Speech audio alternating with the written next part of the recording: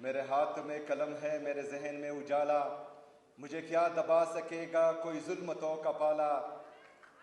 मेरे हाथ में कलम है, मेरे जहन में उजाला, मुझे क्या दबा सकेगा कोई जुल्मतों का पाला।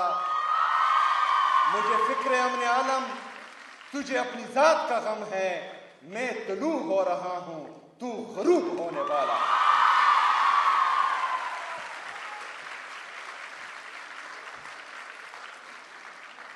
मैं अपनी तमाम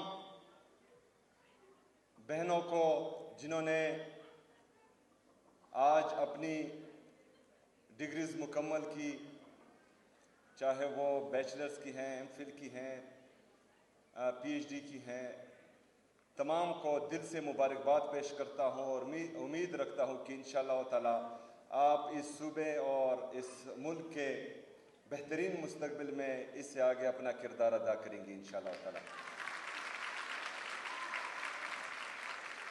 मैं उन तमाम स्टूडेंट्स को खिराज तहसीन पेश करता हूँ और सलाम पेश करता हूँ, उनके पेरेंट्स को, उनके टीचर्स को, जिन्होंने आज अपनी मेहनत और लगन से गोल्ड मेडल हासिल किया है। उन सबको मुबारकबाद।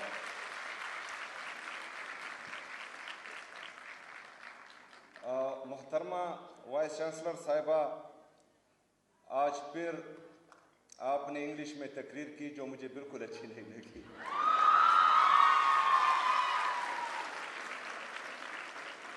मैंने तमाम यूनिवर्सिटीज़ को ये हिदायत दी है कि हमारी कौमी ज़ुबान उर्दू है और तमाम तकरीरें उर्दू में होगी।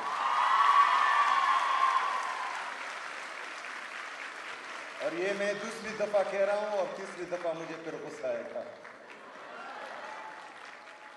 बहरहाल वाइस चांसलर साहब, आपकी मेहनत से ये यूनिवर्सिटी यहाँ तक पहुँची है। हम आपको भी खिराज तहसीन पेश करते हैं, आपके पूरे स्टाफ को भी जो मेहनत कर रही हैं।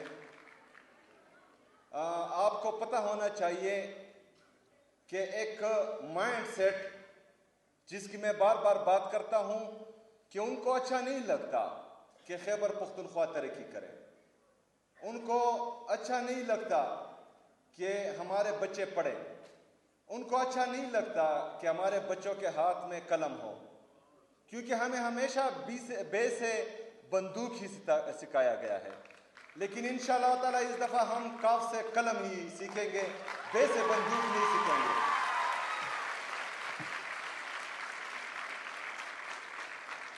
कल सोशल मीडिया पर एक बात मेरे कानों से गुजरी जो मुझे बहुत बुरी लगी। एक बंदा कह रहा था कि मैं खैबर पख्तूनख्वा, क्या हम खैबर पख्तूनख्वा की बच्चियों को दोबारा गारों में भेज दें? तो ये तो आप लोगों का ख्वाब हो सकता है, लेकिन इन बच्चियों का भाई यहाँ खड़ा है और इंशाल्लाह जो यह नहीं देगा। हमने बहुत मुश्किल से खैबर पख्तूनख्वा में दोबारा अमन कायम किया था। हमारी बच्चियां और बच्चे पुरअमन माहौल में तालीम हासिल कर रही थी, लेकिन बंद कमरों के फैसलों ने एक दफा फिर हमारी जिंदगी अजीरन बनाई हुई है, जिस पर मैं बार बार तनकीद करता हूं। और बंद कमरों के फैसले हमेशा नुकसानदेह होते हैं। हम तनकीद भी करते हैं, साथ में एक पॉलिसी भी देते हैं, और अगर उस पॉलिसी पे अमल किया जाए तो इसमें कोई छोटा या बड़ा नहीं होता। इससे तमाम खैबर पख्तूनख्वा की आवाम का भी फायदा है और पाकिस्तान का भी फायदा है। यहां पर एक दफा फिर जो मैं बार बार कह रहा हूं कि मिलिट्री ऑपरेशन की तैयारी हो रही है, तो मिलिट्री ऑपरेशंस, इनके ऑफिशियल स्टेटमेंट्स हैं कि तकरीबन 22 से ज्यादा मिलिट्री ऑपरेशन खैबर पख्तूनख्वा में हुए हैं। 14,000 से ज्यादा इंटेलिजेंस बेस्ड ऑपरेशंस हुए हैं, लेकिन फिर भी दहशतगर्दी खत्म नहीं हो रही। अगर मुसलसल ऑपरेशंस करने के बाद अभी भी दहशतगर्दी है। जो आप मान रहे हैं कि दहशतगर्दी है, वो अलग डिबेट है कि कौन लाया, कैसे लाया, कब लाया। वो भी हम बताते रहते थे कि आ रहे हैं, अभी पहाड़ों पर हैं, अभी नीचे आ रहे हैं, अब बाजारों तक पहुंच गए, अभी हमारे घरों तक पहुंच गए। वो हम बताते रहे हैं, लेकिन तब हमें बोला जाता कि ये प्रोपेगेंडा कर रहे हैं, ये झूठ बोल रहे हैं। और मुराद सईद साहब की तमाम तकरीरें और तमाम स्टेटमेंट्स मौजूद हैं इस हवाले से, वो रिकॉर्ड पर हैं, वो हर बंदा देख भी सकता है। लेकिन आज एक दफा फिर अगर मिलिट्री ऑपरेशन किया जा रहा है तो कौम को एतमाद मिले, क्योंकि कौम को एतमाद ही नहीं है। वो कह रहे हैं कि मुसलसल एक प्रैक्टिस हो रही है और तकरीबन 15-17 साल से मुसलसल एक प्रैक्टिस हो रही है और वो नतीजा खेज नहीं है। तो ये ज़रूरी है कि पॉलिसी शिफ्ट आना चाहिए, और पॉलिसी शिफ्ट बंद कमरों में नहीं, यहाँ खैबर पख्तूनख्वा की हुकूमत, खैबर पख्तूनख्वा के स्टेक होल्डर्स, खैबर पख्तूनख्वा की आवाम, यहाँ के मशरान तमाम को एतमाद में लेकर एक वाज़ेह पॉलिसी बनाई जाएगी तो वो मुस्तकिल और पायदार अमन में अहम किरदार अदा करेंगी। लेकिन बंद कमरों के फैसले अगर आप वहाँ से इम्प्लीमेंट करेंगे तो नतीजा यही होगा कि 17 साल से जो है मेरे पख्तूनख्वा के अवाम दर बदर की टोकरे खा रहे हैं। हमने पहले भी कुर्बानी दी है, इससे पहले भी यहाँ ऑपरेशन हुए हैं, हमारे स्कूल तबाह हुए हैं, हमारे कॉलेजेस तबाह हुए हैं, हमारे हस्पताल तबाह हुए हैं, हमारे घर उजड़े हैं, हमारे मस्जिदें शहीद हुई हैं, हमारे उजड़े हैं, हमारे सड़कें तबाह हुई हैं। वो तो एक तरफ, लेकिन 2 दिन के नोटिस पे हम अपना घर बार छोड़कर पाकिस्तान के लिए कुर्बानी दे रहे थे और अपने घर छोड़कर हम बाहर आए थे पहले ऑपरेशंस में, क्योंकि हमें लग रहा था कि पाकिस्तान को हमारी कुर्बानी की जरूरत है, तो ये कुर्बानी हम दे देते हैं। मैं चूंकि अफरीदी हूं और मैं आपको ये वसूख से कहता हूं कि अब मिलिट्री ऑपरेशन शुरू होने से पहले पूरे अफरीदी कौम में एक भी भीख मांगने वाला नहीं था, ना मर्द ना औरत।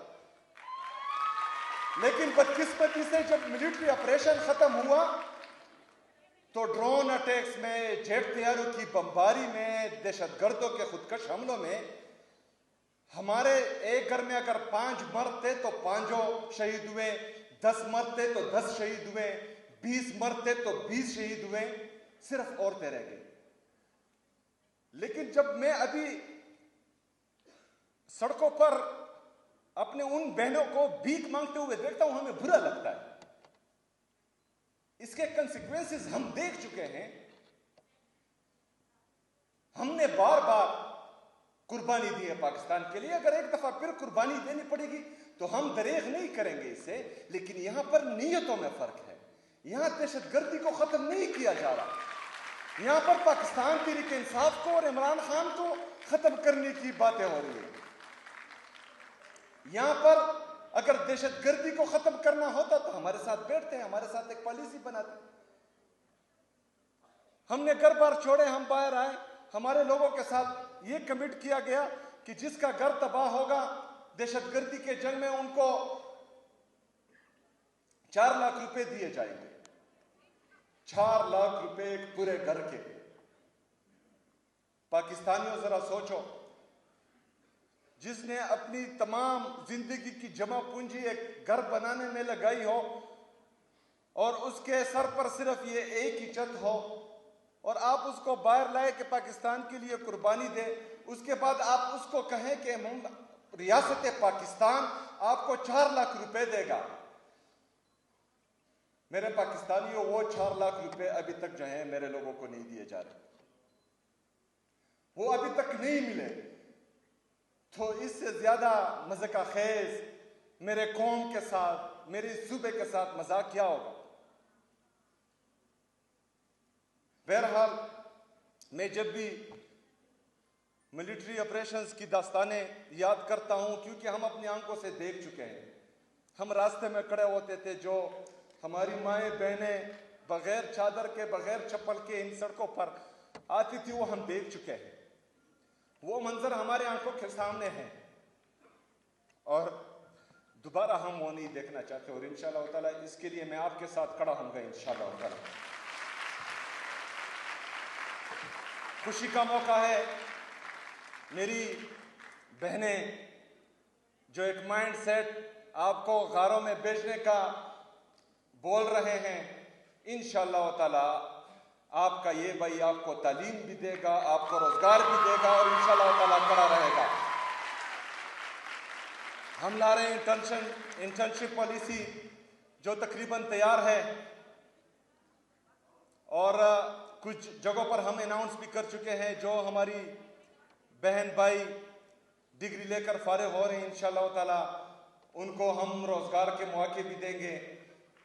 जो हम यूथ पॉलिसी मुतारफ करवा रहे हैं, हमारी जो टैलेंटेड स्टूडेंट्स हैं, यूथ हैं, उनके लिए इंशाअल्लाह ताला हम उनका ख्याल रखेंगे और उनको आगे लाने में हर किस्म की मदद उनको फराहम करेंगे इंशाअल्लाह ताला। बस आपने एतमाद रखना है, सबसे पहले तो आपने घबराना नहीं है।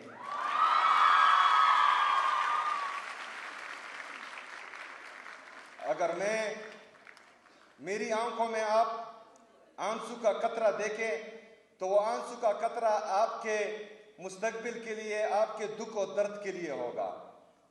ये कभी खौफ से मेरी आंखें जो हैं आप नम नहीं देखेंगे, कभी डर से मेरी आंखें आप नम नहीं देखेंगे इंशाअल्लाह।